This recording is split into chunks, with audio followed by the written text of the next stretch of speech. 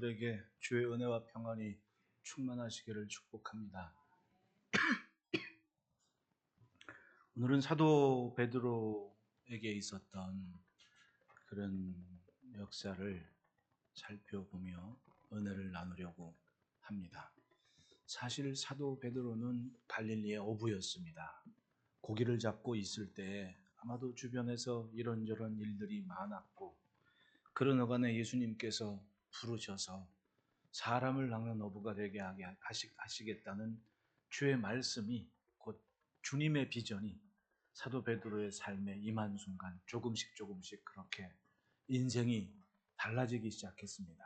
갈릴리의 어부였지만은 그의 생각과 이 생각의 지평이 넓혀지는 과정이 있었습니다.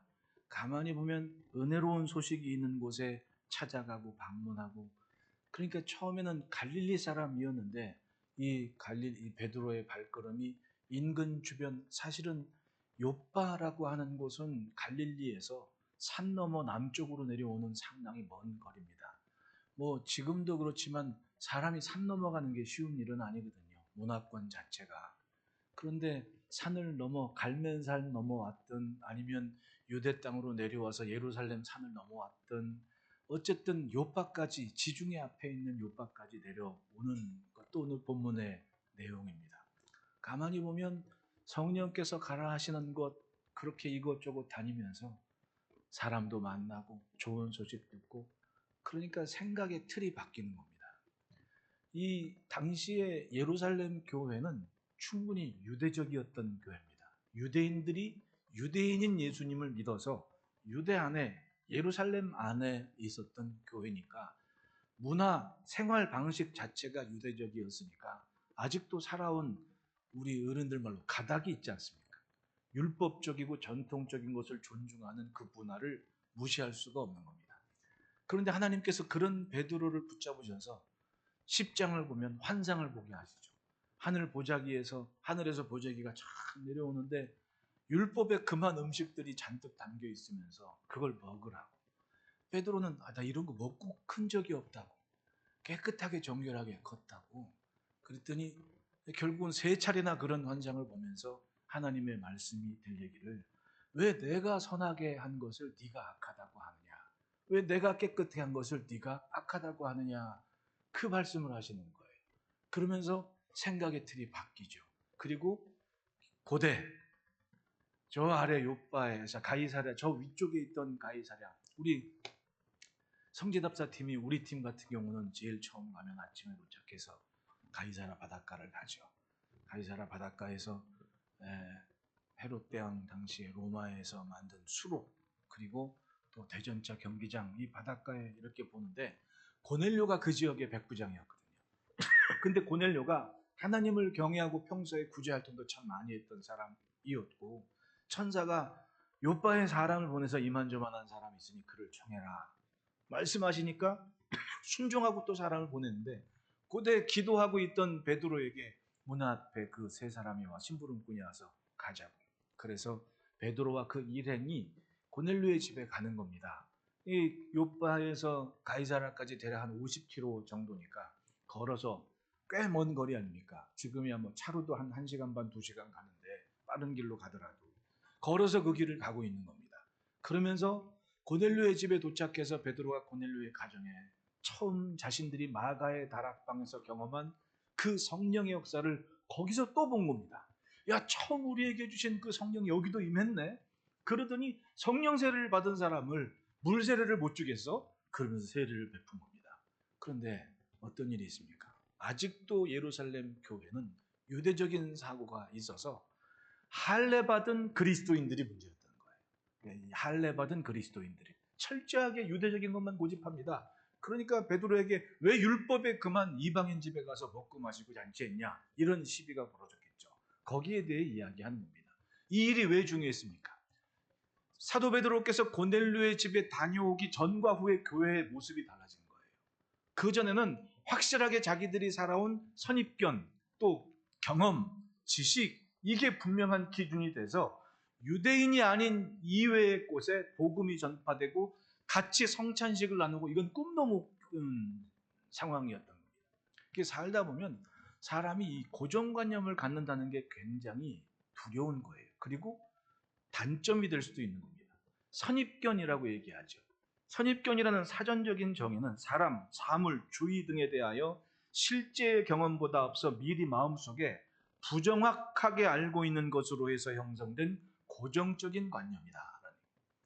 부정확한 사실에 대해서 알고 있는 이 생각들이 고정적으로 관념이 돼버린 상태가 된 겁니다. 아닌데 긴 것처럼 생각하는. 한때 뭐 팬데믹 전 뭐 이때 보면 뭐 가짜 뉴스는 이런 거 얘기 많이 나왔었잖아요. 지금은 가짜 뉴스 정도가 아니라 뉴스를 AI가 만들어요. 네? 근데 지난주에 친구가 이렇게 우리 친구들끼리 찍었던 사진을 이렇게 보내왔는데 간 적이 없는 곳이에요. 간 적이. 야, 여기 간 적이 없는데 이 사진이 뭐냐 했더니 만들었대. 뭘로? AI가 만들었대. 그럼 보내준 겁니다. 그분 요즘 이제 뭐 영상이나 뉴스는 이게 큰 문제가 되는데 TV에 가끔 보도되잖아요. 어떤 나라 대통령이 뭐 이런 연설을 했는데 알고 보니 가짜더라. AI가 만든다더라. 이제는 뉴스도 원하면 충분히 개인이 조작할 수 있는 시대가 돼버렸다니까요. 왜 그래요? 이 잘못되고 부정확한 것을 뿌려서 선입견을 하나 조성해 주는 겁니다. 그러면 멀쩡한 사람은 나쁜 놈 되는 거예요. 제가 살아면서 그거 딱 정말 야 이래서는 안 되는구나라는 걸 뭐예요? 객관적인 교육이 된 게 가끔 얘기하는 그 뽀빠이 이상용 씨 아시죠?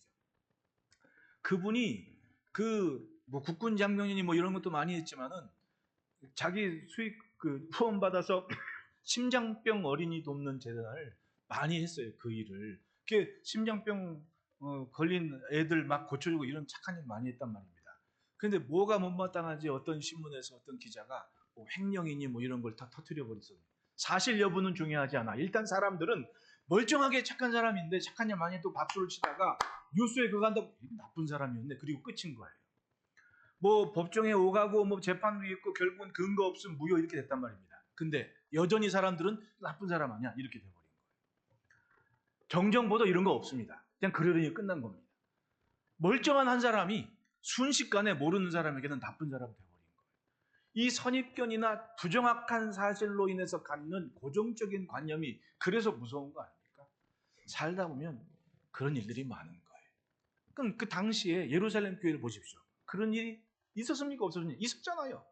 유대인이라는 틀이 분명히 하나님은 아브라함을 아브라함이라고 부르셔서 열국의 아비라고 하셨는데 한 번도 진지하게 거기에 대해 생각하지를 않았어요. 누가? 유대인들이. 그리고 예수 믿은 교회가. 예수님은 부활승천하신 다음에 너희가 예루살렘과 온 유대와 사마리아 그리고 땅의 끝까지 내 증인돼야 돼.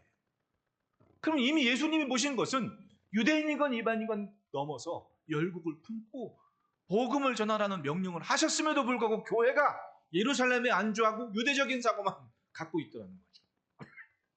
그런데 하나님께서 그런 상황에서 베드로를 딱 사용하셔서 어떻게 하십니까? 이방인의 확실한 복음과 은혜가 증거된 것을 보게 하십니다. 그러니까 베드로의 일생은 교회를 향하여 비추시는 빛이었고 이방을 향하여 비추는 빛이었습니다. 물론 성경에 여러 가지 일들이 있었지만은 일단 공식적인 교회, 종교회의라고 그러죠. 예루살렘 공회, 교회사 쪽으로 볼 땐 예루살렘 공회에서 이스라엘만이 아니라 이방인들에게도 복음이 전파되고 세례를 받게 되고 성찬에 앉게 되는 공식적인 법이 생겨진 겁니다. 누구에 의해서?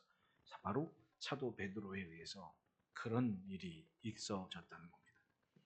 우리가 세상을 살 때 뭐 이렇더라 저렇더라는 얘기 얼마나 많아요. 그러니까 진짜 지혜로운 사람은 원인을 찾습니다. 그리고 거기서 해결을 하죠. 네? 이렇더라 하는 얘기 때문에 흔들리지를 않는 거예요. 확실한 기준이 갖는 겁니다. 그러니까 우리에게는 그 기준이 뭡니까? 바로 성경이죠. 사도 바울은 그런 말씀하잖아요. 구원의 투구와 성령의 검것 하나님의 말씀을 가져라. 온갖 어둠의 권세들과 그리고 이야기들, 사상들, 관념들과 부딪힘이 있을 때 우리는 어떤 걸 붙잡고 분별을 해야 됩니까? 바로 성경이죠. 하나님께서 원하시는 것, 마치 사도 베드로께서도 멀쩡히 살다가 하나님의 뜻에 맞는 일을 선택해야 되는 기준이 바로 하나님의 음성이었고 하나님의 소리였고 성령의 감동하심이었던 것처럼 때를 따라합시다. 내가 틀릴 수도 있다. 이게 정말 중요한 거예요. 살다 보면 이게 고정관념화돼서 나만 맞는 것처럼 생각이 돼요. 특히 자녀들과 대화. 여기 엄마 아빠들 계시죠? 특히 아빠들 자녀들하고 대화 많이 합니까? 자녀들하고 대화할 때 정말 필요한 게 뭐예요? 내가 틀릴 수도 있다라는 생각하지 않으면 어느새 대화가 훈계가 돼버리는 겁니다. 그러니까 잘못된 것만 자꾸만 꾸짖으니까 애들이 그 순간부터 이젠 그 아빠는 그 집의 모세야. 아빠가 들어가면 쫙 갈라져 다 그냥. 이 방 들어가고 저 방 들어가고 저기 숨고 그 집의 모세가 되는 거예요. 근데 내가 틀릴 수도 있다라는 생각 가지고 테이블에 앉아 식탁에 앉아 이런저런 얘기를 들어주고 경청을 하다 보면 뭐가 생깁니까? 그 배려가 공감이 형성됩니다. 공감이 형성되는 순간 이걸 언제든지 찾아 쓸 수 있는 감정이에요. 자식들이나 아니면 내게도 그 공감이 하나의 자산이 돼서 힘들 때 아니면 좋을 때 뭔가 할 때 거기서 뭔가를 찾아 쓸 수 있는 뭔가를 만들어 놨다니까요. 이게 없으면 나만 맞다는 생각만 하게 되는 거예요. 그럼 내 얘기만 하는 겁니다. 점점 사람들이 멀어지는 거죠. 뭐든지 그렇지 않습니까? 내가 아닐 수도 있다는 생각이 있을 때 교만이 아니라 겸손해지고 배려가 되고 공감이 되는 겁니다. 근데 나만 맞다고 나 위에 다른 것은 다 잘못됐다고 생각하는 건 어떻게 됩니까? 고립이 되죠. 예루살렘 교회가 그렇게 고립된 교회였었다는 거예요. 사실은 성령 충만 받고 예수님 만났고 봤으면 뭐하냐고요. 그냥 예루살렘 교회만 교회인 겁니다. 그러니 사도 바울이 변한 걸 누가 인정해 주겠냐고요. 저 사람이 원래 박해자인데 원래 핍박자인데 만난 적도 없어. 자기들은 박해 당한 적도 없어. 근데 소문을 그렇게 들었잖아요. 소문을 들으니까 다메섹으로 사울이라는 청년이 왔는데 이건 영락없이 예수 믿는다 해도 못 믿겠는 겁니다. 선입견이라는 게 그래서 무서운 거예요. 모든 이야기는 내가 틀릴 수도 있다는 생각이 사람을 겸손하게 만드는 겁니다. 사도 베드로는 그런 면에서 지혜로운 사람이었어요. 하나님이 하시는 일을 보았고 환상 중에 본 것이지만은 하나님께서 나타나셔서 직접 만나가지고 이거야 라고 하기 아니라 환상을 봤다 그러잖아요. 환상 중에 벌어진 일이지만 이걸 인정을 합니다. 그리고 정말 아무 의심하지 말고 가라 하는 그 음성에 고넬료의 집에 가는 겁니다. 그리고 사도께서는 바로 그 시대의 교회와 그 시대의 이방과 그 시대의 성도들에게 분명한 빛이 됐고 이정표가 됐던 겁니다. 당시의 교회의 모습을 보십시오. 1절에 유대인은 사도들과 형제들이 2절 베드로가 예루살렘에 올라갔을 때 할례자들이 비난하여 라고 얘기를 해요. 철저히 유대적인 교회였고 이 유대적인 교회였기 때문에 베드로가 이방인 고넬료의 집에 가서 밥 먹고 함께 교제한 것에 대해서 비난을 하고 있다는 거예요. 이 사람들이 분명 할례받은 그리스도인입니다. 그런데 주님이 하시는 일을 비방하고 있잖아요. 왜? 자신들의 경험과 고정관념을 포기하지 않고 있는 겁니다. 주님의 말씀을 조금이라도 생각했다면 사마리아와 땅끝까지 가는 게 복음인데 예루살렘 안에서 유대적인 것만 고수하고 있더라는 거예요. 베드로가 거기에 대해 이야기를 한 겁니다.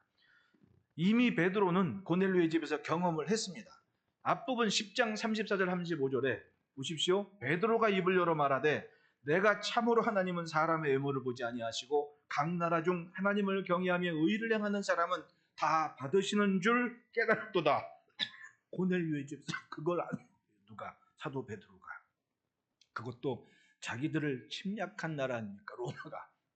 그런데 거기서 이루어지는 일에 대해서 인정을 하고 받아들인 겁니다. 왜? 따라합시다. 교회는 하나님의 도구다. 우린 그걸 알아야 돼요. 내가 주인이 아니라 내가 하나님의 도구라는 것.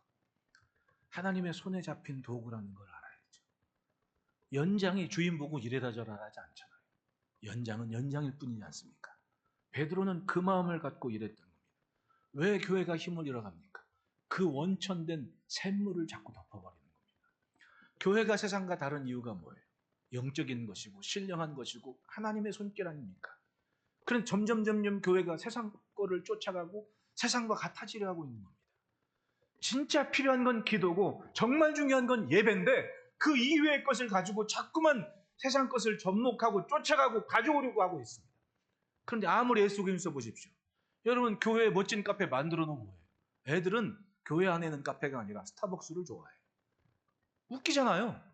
세상 문화를 쫓아가려고 해도 그건 무슨 뱁새가 황새 쫓아가는 건 가랭이 찢어질 일인 겁니다. 교회가 지킬 건 뭡니까? 기도, 예배. 이게 정말 중요한 거다. 이걸 가르치고 이거 지키는 게 먼저 아닙니까? 근데 바깥의 걸 자꾸 쫓아가니까 결국은 무슨 소리 들어요? 교회 가봤더니 별거 없더라. 왜? 밖이 더 재밌거든. 여러분 정말 중요한 걸 지키지 않으면요. 세상 친목계만도 못한 게 교회가 돼버리는 거예요. 근데 지금 우리가 사는 세상을 한번 보십시오. 그런 시대가 돼버렸잖아요. 뭐 어줍지 않게 좀 아는 사람들이 뭐 기사 몇 줄 나온 거 가지고 마치 교회 일 다 하는 것처럼 얘기해요. 언젠가 우리 권사님들하고 저 강동구의 어떤 교회 무슨 세습인이었더니 아니 사회에서 기자들이 안 좋은 시각으로 쓴 거를 교회들도 그냥 가져와서 그대로 써요. 그거를. 이 용어의 정의가 뭐냐? 그걸 좀 생각하면서 분별해야 되는데 그냥 고스란히 가져오는 겁니다. 옮겨 쓰는 걸 좋아해 사람들은. 자기 스스로 뭔가 정의하려 하지를 않아요. 그러는 교회에 시끄러운 문제가 생겨서 바깥에 볼 때는 그 교회 큰 난리 난 줄 알았어요. 근데 권사님 몇 분이 그 교회 친구 권사님이 다닌다고 얘기도 조용하대. 내가 봐도 조용해. 왠지 아세요? 보통 그렇게 규모 있게 성장한 교회들은 3대 이상 다 교회를 다니는 거예요. 아버지가 지켜왔고 엄마가 지켜왔고 할머니가 할아버지가 할머니의 아버지가 할아버지 아버지가 함께 생겼던 교회가 뿌리 내려 있는데 옆에서 뭐라 한들 교회를 향한 중심이 어디 가겠습니까? 홍수가 나도 멀쩡한 거예요. 다만 그 가십거리만 내는 거기서만 시끄러운 거지. 근데 예수 안 믿는 사람은 그 교회 난리 난 줄 알아. 심지어는 교회 다니는 사람도 교회가 난리 난 줄 알아. 뭐가 없는 겁니까? 하나님의 것이라는 존중과 신뢰가 사라진 시대가 되어버린 거예요.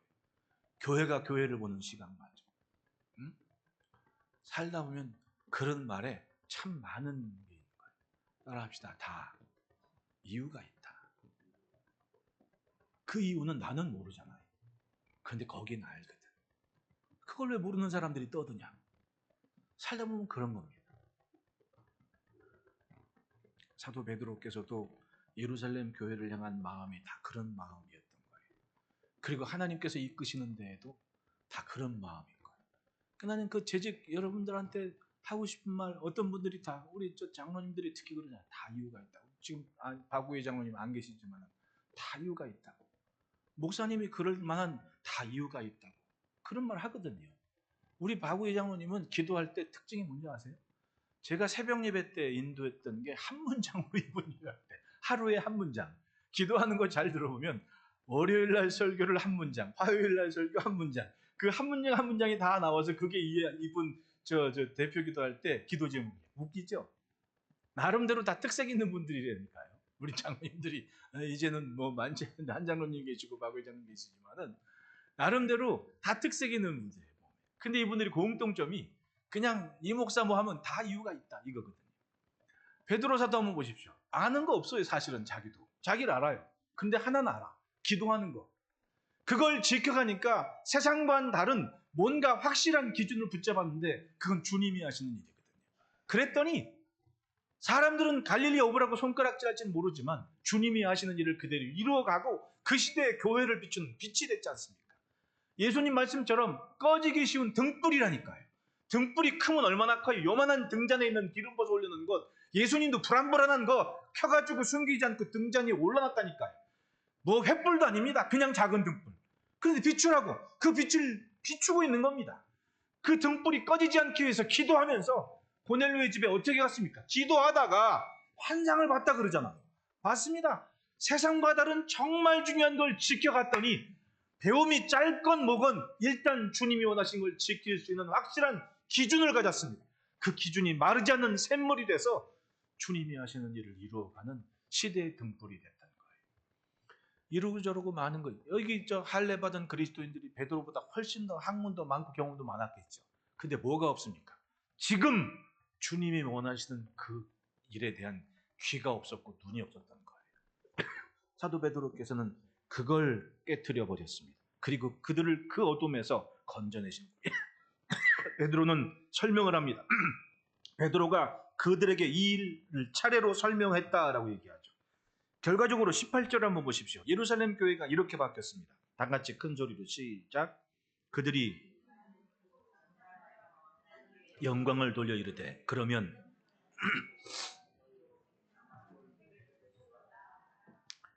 나만 예수 믿고 나만 천국 가고 나만 하나님의 자녀인 줄 알았습니다. 근데 사도 베드로의 경험을 보고로 듣고 회의를 하다가 깨달았습니다. 아, 우리만이 그래. 예루살렘과 온 유대와 사마리아와 땅의 끝까지. 그러니까 사도 베드로는 참 대단한 분 같아요. 왜냐하면 예루살렘에 안주한 게 아니라 이분이 로마까지 갔잖아요. 응? 로마까지. 사도 바울도 그렇게 서버나 그 지대의 땅의 끝이라고 얘기했던 스페인이죠, 지금의. 거기까지 가려고 로마에 있는 교인들에게 편지하고 로마의 죄수의 신분으로 갔잖아요. 예? 사도 베드로는 지팡이 짚고 자기 힘으로 갔잖아요. 따지고 보면 사도 베드로가 대단한 분인 거예요. 이분은 사도행전을 보면 곳곳마다 두루두루 다니면서 자신의 갇혀있던 자신이 아니라 지평을 넓혀가는 복음의 흔적이 되도록 그렇게 사신 분이에요. 사도행전 9장 32절에 보면 그때 베드로가 사방으로 돌아다니다가 룻다에 사는 성도들에게도 내려갔더니라고요. 사방으로 돌아다니다가 성도들이 있는 곳이 있다니까 거기 찾아가는 겁니다. 또 9장 36절 38절 욥바에 다비다라는 여자가 있으니 그 이름을 보니까 도르가라 선행과 고자하는 일이 심히 많더니 그가 병들어 죽음의 시체를 달하게 누이니라. 룻다가 욥바에서 가까운지라 제자들이 베드로가 거기 있음을 듣고 두 사람을 보내어 지체 말고 와달라 간청하여 룻다에 갔더니 룻바 다 테라비보고 근처거든요. 베드로가 왔다 그러니까 좀 청해서 베드로가 오고 가야지. 거절하지 않고 성도들이 있는 곳곳마다 부르는 곳마다 찾아가가지고는 같이 기도하고 같이 신방하고 그리고 죽었던 다비다를 살려내잖아요. 할렐루야. 이게 사도 베드로의 흔적인 거예요. 그리고 거기서 이렇게 있다가 가이사라 저 북쪽 도시에서 로마 백부장 집에서 사람들이 왔는 이방인 아닙니까? 그런데 가라 그러니까 성령께서 뭐래? 아무 의심하지 말고 갈라. 기도하다 응답을 받았거든요. 쫓아가잖아요. 이게 바로 베드로의 두루두루 다닌 이유가 있었던 거예요. 예. 돌아다니면서 이런저런 경험을 하고 이런저런 생각을 하게 되고 조금씩 사람을 낚는 어부로서 그리고 땅끝을 향하는 교회의 모습, 하나님의 손길이 되는, 그러니까 나만을 생각하는 믿음과 신앙의 그릇을 깨버려야 됩니다. 남을 존중하고 인정할 줄 알아야 돼요. 듣고 경청을 하는 순간 공감이 되고 그 공감이 자산이 돼서 사랑의 보금자리가 되는 겁니다. 그건 가정도 교회도 관계도 마찬가지인 거예요. 그리고 그 순간 그것이 주의 말씀에 의한 손길이 될 때 그것은 주님의 흔적이 되는 겁니다. 여러분, 그렇게 우리가 걷는 길에 어둠이 물러가고 사탄이 떠나가고 하나님의 평안이 충만하기를 축복합니다. 그 흔적을 보십시오. 첫째는 따라합시다. 복음은 하나님의 소리다. 사도 베드로께서는 복음은 하나님의 소리에 있다라는 확실한 증거를 교회 앞에 보여준 삶이었습니다. 5절에 보면 이르되 내가 욥바시에서 기도할 때 황홀한 중에 환상을 보니 라고 얘기를 해요. 기도하고 있었습니다. 어디를 가든 기도를 지켰습니다. 7절에 보면 또 이르되 소리에서 내게 이르되 베드로와 일어나 잡아먹으라 하거늘 내가 이르되 주님 그럴 수 없나이다. 속되거나 깨끗하지 않은 것은 결코 내 입에 들어간 일이 없나이다 하니 나 이제껏 살면서 철저하게 율법과 전통과 규례에 맞게 살았는데 이게 뭔 일입니까? 라고 반문할 만큼. 그런데 9절에 또 하늘로부터 두 번째 소리에서 내게 이르되 하나님이 깨끗하게 하신 것을 내가 속되다 하지 말라. 이것이 하나님께서 보여주신 환상이었습니다. 환상을 보았을 때 그걸 또 해석을 또 기가 막히게 해야 될 거 아닙니까? 그때 성령께서 또 저 고넬료의 집에 사람이 오면 그들 쫓아가는 것을 두려워하지 말고 가라. 아무 의심하지 말고 가라. 그러니까 침략국인 로마의 장교 백부장인데 거기서 손님 오라고 청했는데 거절하지 않고 가잖아요. 왜? 성령께서 아무 의심하지 말고 가라. 그러니까 자기가 기도 중에 본 환상과 지금 내 앞에 있는 일이 결코 다른 일이 아니라 관계가 있고 쫓아야 될 것임을 자기 스스로 인정을 했다 하는 거 아닙니까? 11절에 보면 마침 세 사람이 내가 유숙한 집 앞에 서 있으니 가이사라에서 내게로 보낸 사람이라 성령이 내게 명하사 아무 의심 말고 함께 가라 하심에 이 6 형제도 나와 함께 가서 그 사람의 집에 들어가니. 그러니까 사도 베드로도 혼자 다닌 게 아니에요. 주변에 한 대여섯은 같이 이렇게 다녔다는 얘기죠. 주님께서 환상을 보게 하셨고 성령께서 깨닫게 하셨습니다. 그것에서 복음 전파가 힘을 얻어서 장벽을 넘고 인종을 넘어서 모두가 다 함께 한 식탁에 앉는 은혜를 경험하게 됩니다. 유대인의 선입견이 분명히 있었고 사회적인 제한도 있었습니다. 그것이 바로 주님이 3번이나 환상을 보내주신 이유였던 거예요. 정말 중요한 가치를 위해서는 허물 수 있는 걸 허물어야 되는 겁니다. 그게 중요했던 거예요.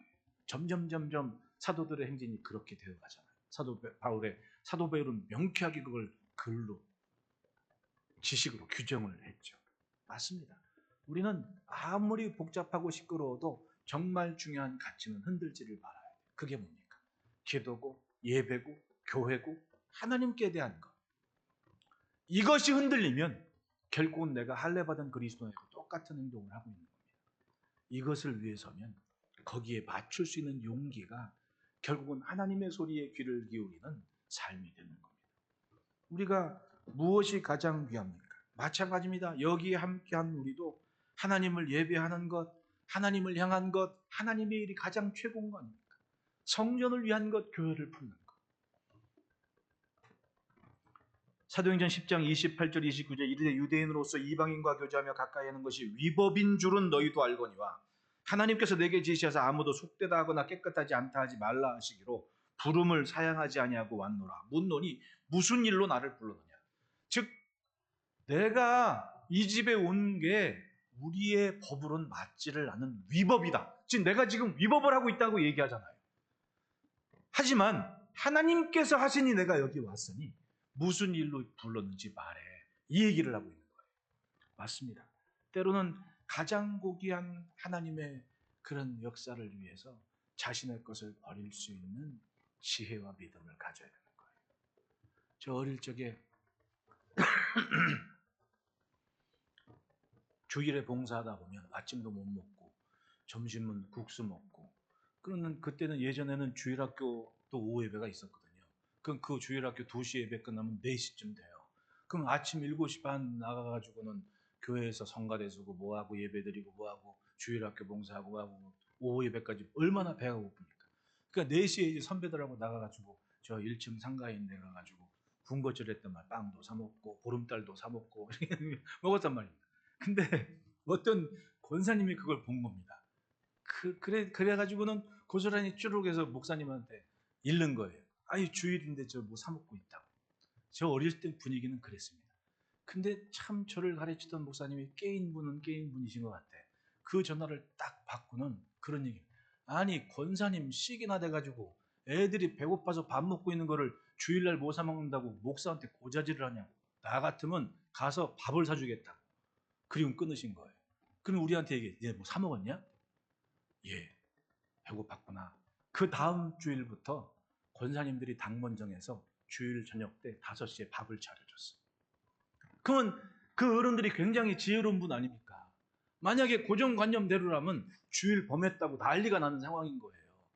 근데 걔네들이 뭐 때문에 범했는데 이걸 한 번도 생각을 안 한 거야. 범했다 그러고 그거 고자질을 한 거지. 고자질을. 범했다. 사람들이 남 평가하고 손가락질하는 거 엄청 좋아해요. 사실 여부는 중요하잖아. 이랬대 저랬대 이 말이 중요한 거지. 얼마나 재밌어. 원래 유전자가 그렇대. 에? 옆에 사람 2초만 쳐다봐요. 마주보고 인사합시다. 실망하지 맙시다. 원래 유전자가 그렇대. 뒷담화라 그러지. 그걸 원래 좋아한대. 본성인 걸 어떡하냐고. 하지만 배웠고 알았고 믿었다면 기준은 달라져야 될 거 아닙니까? 원인을 찾고 이유를 찾아서 이것이구나. 그러면 그걸 해결해 줘야 될 거 아닙니까? 그래서 주일에 저녁에 밥을 해주는 나는 참 어릴 적에 좋은 분들을 참 많이 만나서 그런 게 제 경험이고 기준이 된 것 같아요. 어쨌든 주일은 하나님의 소리에 민감해야 되는 겁니다. 그 소리는 지금도 여전히 깨어서 우리 안에 역사하고 계십니다.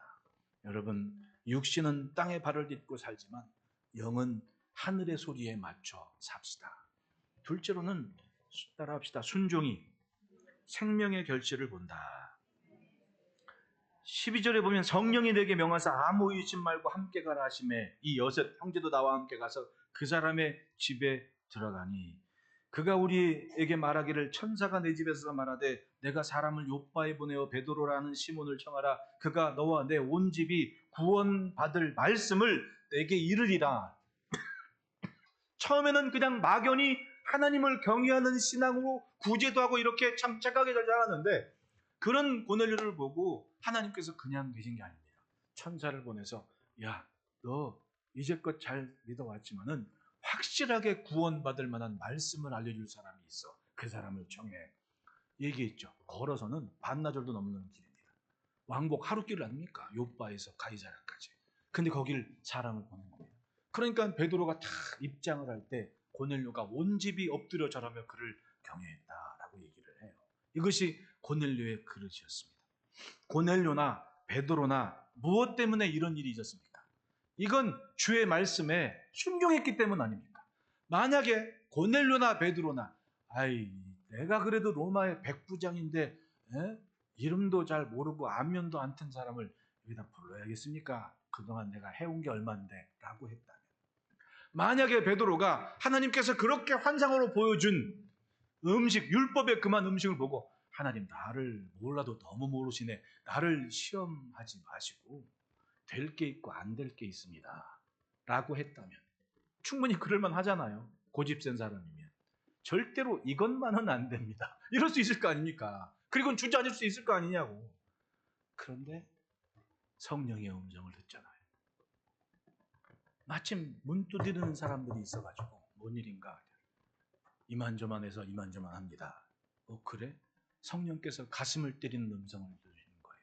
아무 의심 말고 함께 가라. 갑시다. 그리고 나서더라는 얘기죠. 얼마나 멋져요. 굉장히 막 역동적이지 않습니까? 이 과정이. 그렇게 순종을 했더니 그 집 가서 놀라운 일을 보게 됐는데, 자신들이 마가의 다락방에서 예수님 명령 듣고 기도하며 기다렸을 때 임한 그 성령의 역사가 그 집 로마의 백부장에 모인 사람들 집에 확실하게 벌어지는 것을 보고 있는 거예요. 왜? 그 말은 뭐예요? 자기가 히브리 사람인데 로마 사람들 떠드는 얘기를 알아듣고 있다니까요. 알아들었으니까 로마까지 가셨겠지. 에? 나는 그렇게 생각해. 거기서 그걸 경험하니까 못 갈 게 뭐냐 내가, 그러면서 가셨겠지. 로마까지. 내 생각엔 그래요. 사도 베드로는 소아시아까지 갔어요. 그리고 로마까지 갔어요. 성령의 역사에서 경험을 한 겁니다. 내가 갈릴리 어부고 로마 말도 모르고, 근데 거기서 경험했지. 다 알아듣겠거든. 못 갈 게 뭐냐? 그러면 가셨겠지. 재밌죠? 야, 그러고 보니까 순종은 그때그때 임하는 하나님의 감동하심에 따라가는 겁니다. 따라갔더니 확실하게 본 겁니다. 17절에 그런즉 하나님이 우리가 주 예수 그리스도를 믿을 때 주신 것과 같은 선물을 그들에게도 주셨으니 내가 누구이기에 하나님을 능히 막겠느냐. 맞습니다. 지금 이 일은 하나님의 역사인 것을 확실하게 믿었고 교회 앞에 당당히 증거를 하는 겁니다. 이거 하나님이 하신 일인데 내가 뭔데 그걸 막겠소? 라고 교회 앞에 보고를 하니 교회가 인정을 하잖아요. 그러니까 그 후에 15장에 사도 바울이건 바나바의 보고건 이 모든 일에 열린 마음으로 그걸 다 받아들이고 한 식탁에 성찬식을 할 수 있는 그런 교회로 거듭나는 거예요. 주저앉은 교회가 아니라 성장하는 교회가 됐다는 겁니다. 순종은 의지를 품고 맞추는 겁니다. 고넬료도 그랬습니다. 10장 3절 4절 보면 하루는 제9시쯤 되어 환상 중에 밝기 봄에 하나님의 사자가 들어와 이르되 고넬료야 하니 고넬료가 주목하여 보고 두려워 이르되 주여 무슨 일이니까? 천사가 이르되 내 기도와 구제가 하나님 앞에 상달되어 기억하신 바 되었으니. 구구절절이 성령께서 또 천사를 보내서 하나님이 일하시는 것에 순종하는 우리 있다. 그 순종이 생명이었던 거예요. 결국은 교회도 그렇습니다. 많은 사람들이 함께 순종하는 이유가 뭡니까? 예수님 때문에, 교회이기 때문에 순종하며 주의 일을 이루어가는 겁니다. 그러다 보니 세월이 지나가는 만큼 뿌리가 내리고 그리고 대가 자라서 줄기가 자라서 열매가 주렁주렁 맺히는 신기한 일이 있는 거예요. 나는 줄기가 꼭 두껍다고 열매가 맛있는 건 아니라는 걸 며칠 전에 알았습니다. 제 아내가 때도 아닌데 귤 있잖아요. 귤 달린 화분을 요만한 걸 가지고 와가지고는 이 귤이 달렸다는 거예요. 가짜 아니에요. 진짜라고. 그러니까 진짜야. 근데 줄이 젓가락이죠, 젓가락. 그거보다 줄기가 더 얇아. 근데 거기에 이만한 귤이 매달리는 거야. 야, 그거 참 신기하더라고. 매달 2개나 매달리는 겁니다. 그래서 못 먹겠는 거겠지. 어느 날 밤에 집에 딱 들어갔더니 없어졌어, 그게. 이거 어디 갔냐 그랬더니 본인이 먹었대. 맛있대, 심지어. 그러냐고. 나보고 먹으래. 절대 안 먹는다고. 내가 먹을 틈이 없었어. 혼자 다 먹어가지고. 2알이나. 걔네 보니까, 야, 이게 신기하다. 우리 머루나무 가지를 보더라도 뭔가 가지가 분명히, 근데 이건 젓가락보다 얇은 가지가, 줄기가 쭉 올라가는데 요만큼 나간 거에 그 큰 게 매달려 있으니. 그러니까 살다 보면 내가 아는 게 전부가 아니라니까요. 나는 모르는 게 더 많아요. 그게 오히려 기대감이 되는 겁니다. 하나님이 어떻게 일하실까? 내가 살아온 대로만 살면 맨날 한숨밖에 안 나와요. 근데 오늘 이후로 하나님이 또 어떤 일을 하실지 기대한다면 내가 모르는 그 일이 내 앞에 다가오는 기대감이 얼마나. 아마 그것 때문에 사도 베드로께서 소아시아도, 저 갈라디아도 가고 로마도 가고, 요반이 어디니? 안 그랬으면 그냥 갈릴리 가죠. 예루살렘에 있죠. 예루살렘에 있으면 해도 모든 사람들에게 존중받는데 뭐하러 지팡이 짚고 거기까지 갑니까? 근데 그 길을 간 거예요. 아직도 이룰 일이 많다. 예수님은 분명히 말씀하세요. 천국 비유를 말씀하셨을 때 앞으로 너희들이 사역할 때는 좁은 문이고 좁은 길이라고. 그건 100% 주님이 아시는 길 아닙니까? 그렇다고 손 놓고 삽니까? 그래도 일꾼을 세우고 그리고 순종하고 충성하면서 하나님이 하시는 일을 기대해야 될 거 아닙니까? 옛날에 100명이 할 거 지금 1명이 할 수도 있잖아요. 안 그렇습니까? 옛날에 1000명이 할 거 지금 100명이 할 수도 있는 거 아닙니까? 가만히 보시라고. 제 말이 틀렸는지. 맞아요. 가만히 보면 대가 얇다고 열매가 없는 거 아니라니까요. 오직 순종하면 생명의 결실은 주님의 것이 되는 겁니다. 다만 우리는 거기에 쓰임받는 종들이지. 하나님은 그렇게 우리의 삶을 사용하십니다.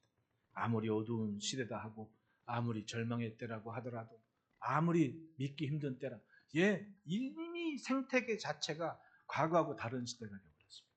과거에는 다 교회 주변에 있는 사람들이 모였습니다. 근데 지금의 멤버십은, 교회 멤버십은 그게 아니에요. 지역마다 교회도 있지만은 그 지역과 연관된 멤버십은 여기도 있고 저기도 있고 1시간 거리도 있고 뭐 미국에도 있고 어디도 있고 막 그러잖아요. 우리도 우리의 멤버십 한번 보십시오. 따지고 보면 선교사님도 우리 교회가 단단한 멤버십을 가지고 교제를 하지 않습니까? 이렇게 오래도록 10몇 년이 넘도록 같이 교제하니까 자기들 교회처럼 반가운 겁니다. 우리 보십시오. 다 원래 교회 맘 잡고 2시간도 있고 1시간도 있고 강 건너도 와야 되고 힘들어요. 하지만 교회라는 멤버십 안에 함께 있는, 그러다 보니까 과거에 정했던 예배 시간에 대한 참석이나 지키기 어려운 문제가 사실상 있죠. 그렇다고 신앙이 나태해진 겁니까? 그건 아니잖아요. 오히려 더 뜨겁고 오히려 예전에 100명 갖고 하던 걸 10명 갖고 하고 대단하잖아요. 이것이 무엇 때문에 이루어지는 일입니까?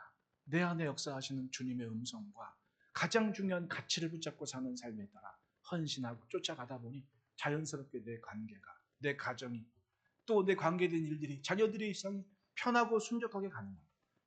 여러분, 아무 일 없이 하루 해를 마감할 수 있는 게 큰 은혜고 복인 줄 알아야 돼요. 그건 그냥 이루어지는 것이 아닙니다. 언젠가 기도한 것이, 그러니까 살다 보면 내 기도가 나를 쳐다볼 때가 있는 거예요. 어느 날 기도하는데 그걸 느끼겠더라고.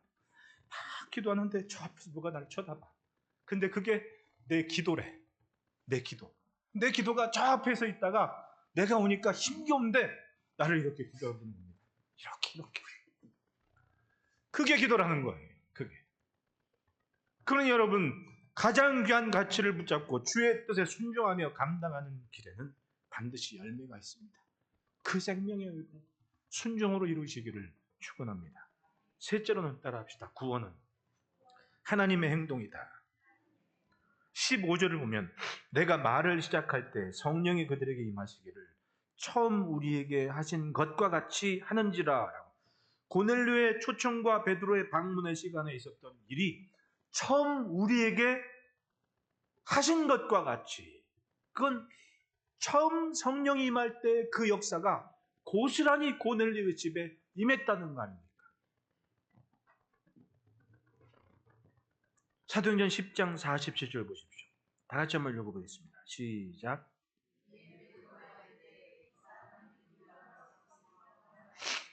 누가 능히 물로, 바로 그 시간이 유대인과 이방인의 벽을 허무신 것을 목도한 시간이었던 겁니다. 아, 이래서 내가 기도하는 중에 이래서 하나님이 그 보재기들을 보여주셨구나. 음식들을 보게 했구나. 이래서 그걸 먹으라고 했구나. 예, 이래서, 그러니까 그렇게 생각의 틀이 확실하게 깨지고 달라지니까 어느 장소를 가든 거침이 없고 꺼리낌이 없는 겁니다. 정말 중요한 것만 분명하는 복음의 가치, 성전된 삶, 이것만 분명하면 그게 소아시아 갈라디아가 됐건 로마가 됐건 아무런 문제가 안 되는 겁니다. 고넬료의 집이건 로마인의 집이건 어디 가건 거침이 없이 갈 수가 있는 거예요. 16절부터 18절에 내가 주의 말씀에 요한은 물로 세례를 베푸사 너희는 성령으로 세례를 받으려 하신 것이 생각나노라. 그런즉 하나님이 우리가 주 예수 그리스도를 믿을 때 주신 것 같은 선물을 그들에게 주셨으니 내가 누구에게 하나님을 능히 맡기느냐더라. 그들이 이 말을 듣고 잠잠하여 하나님께 영광을 돌려 이르되 그러면 하나님께서 이방인에게도 생명 얻는 회개를 주셨도다 하니라. 교회가 깨달았습니다. 하나님께서 하시는 일을 갇혀있고 멈춘 교회가 아니라 하나님께서 하시는 일을 보고 배우고 따라가고 인정하는 교회로 거듭나게 됐다는 거예요. 맞습니다. 때로는 하나님이 하신 크고 놀라워요. 유대교의 골수분자인 사울이라는 청년이 예수 믿게 한 다음 사도께서 만들어 놓은 이 흔적들을 또 마가가 옆에서 기록해 적다가 나중에는 또 사도 바울 곁에서 그 일을 고스란히 함께하면서 얽히고 설킨 관계가 모두가 다 복음의 영광을 위해 쓰임받는 하나님의 손길이 됨을 보지 않습니까? 여러분, 우리가 살아있는 것이 하나님의 일이 되도록 그렇게 삽시다. 조금이라도 유익된 것을 배우고 전할 수 있는 지혜를 가집시다. 저는 그걸 누구를 통해 보겠습니까? 바로 우리들의 삶인 거예요. 저도 그런 선생님들을, 참 좋은 선생님들을 많이 만나서 그걸 보고 배워요. 기준이 되는 겁니다. 저 신학교 처음 들어갔을 때 미국 사우스웨스턴 그러면 그래도 침례교 쪽에서는 알아주는 학교거든요. 거기 출신들이 많습니다. 근데 그분이 우리 학교가 초교파 학교여가지고 조직신학 교수로 오셨는데 거기가 조직신학이 좀 탄탄합니다. 그러니까 그분이 와가지고는 설교 시간에 박사님이 설교하는데 예수님 얘기만 하면 눈물을 주르르 흘리는 겁니다. 채플 시간에. 예? 한번 어쩌다 그랬겠지. 저분이 은혜가 참 되는구나. 어젯밤에 철회하셨나? 모르겠어. 근데 몇 번 1년 넘도록 그분 설교 시간 예수님 얘기만 하면 내 군대 가기 전까지 계속해서 그렇게 눈이 빨개가지고 설교하는 거예요. 야, 저분이 믿는 예수하고 내가 믿는 예수하고 다르진 않은데 뭐가 다를까? 고민을 하게 되는 거예요. 그 간절함, 그 순결함. 그런 분이 있었어요. 나 군대 가고 나서 졸업하고 나서는 군대 갔다 나와서는 그분이 군대 있을 때 소식이 들리는 게 기어이 아프리카로 선교사로 가셨다는 얘기를 들었어요. 대단한 분이죠. 그냥 편히 앉아서 애들 가리키기만 해도 평생 먹고 살아요. 그게 아니었어요. 예수님 때문에 기어이 아프리카까지 간 겁니다. 2008년도에 미국에서 선교신학 공부할 때 나냉겐이라는 교수를 만났습니다. 할아버지였어요. 할아버지. 근데 멕시코에서 10몇 년을 선교사 생활을 했던 분입니다. 어머니가 미국인이고 아버지가 네덜란드 사람이었거든요. 근데 그분이 그래요. 그런 질문을 해요, 우리한테. 여러분, 오병이어의 기적이 지금 있는 것, 지금도 있을 것을 기대하십니까? 라는 질문을 해요. 그분이 얘기하는 거예요. 이게 성경에만 있는 얘기가 아니라 나는 내가 일하면서 그걸 깨달았다. 그러면서 선교직에서는 얘기를 하는데 자기가 음식을 120명분을 준비했는데 500명이 왔대요. 120명 인분을 준비해서 500명이 왔는데 음식을 나누기 시작했대요. 근데 진짜로 500명이 다 먹고도 남았대. 그 얘기를 해주면서 오병이어는 그냥 문자 안에 있는 것이 아니라 우리의 삶의 현장에 있습니다. 이야, 진짜 저분이 저 연세 되도록 미국에 내노라는 신학교 안에서 교수라는 분인데 기가 막힌 말씀을 하시는구나. 그러면서 막 울어요. 운 이유가 뭐냐면 자기 나라 선교는 하나님의 사랑인데 그 사랑을 품고 자기 나라를 사랑해야 달래요. 왜냐하면 2008년 당시니까 뭐 망가진 지금의 뭐 마가 운동이 이런 거 뭐 없을 때 아닙니까? 그러니까 막 그 온딱한 걸 얘기를 하면서 미국은 지금 마약이니 뭐니 이제는 선교하는 나라가 아니라 선교의 대상국이 됐다. 그러니까 당신들이 이 나라를 선교해달라고 막 물어요. 그 생각하니까 저도 지금도 눈물이 나는데 그분들의 그 눈물이 뭐 때문에 있었겠습니까? 살다 보니 자신들이 살아온 흔적이 하나님이 하시는 일이고 자신들이 품은 흔적이 하나님의 액션인 것을 삶으로 증거하는 거 아니겠습니까? 뭘 남기겠습니까? 살면서. 결국은 그거였던 거예요. 교회를 향한 또 복음을 향한 애절함. 결국은 그것이 하나님의 구원이 우리의 삶에 이루어지는 통로가 되고 도구가 됩니다. 누구를 통해 일하시겠습니까? 나 아니면 없을 수도 있는 거 아니에요. 여러분, 우리의 관계 안에서 하나님의 행동이 되시기를 축원합니다. 그것이 곧 어둠을 걷어내는 등불이고, 꺼질 것 같은 연약한 심지 하나에 켜있는 불이지만 바람이 불어도 태풍이 쪄도 그 등불은 꺼지지 않고 자기의 자리를 감당합니다. 이제껏 교회가 그러했듯이 우리의 삶이 그런 등불로서 이 시대를 살 때에 하나님의 일은 여전히 계속되는 천국의 행진이 될 겁니다. 우리 모두가 그런 행진에 쓰임 받는 일꾼이고 등불이기를 축복합니다. 기도하겠습니다. 하나님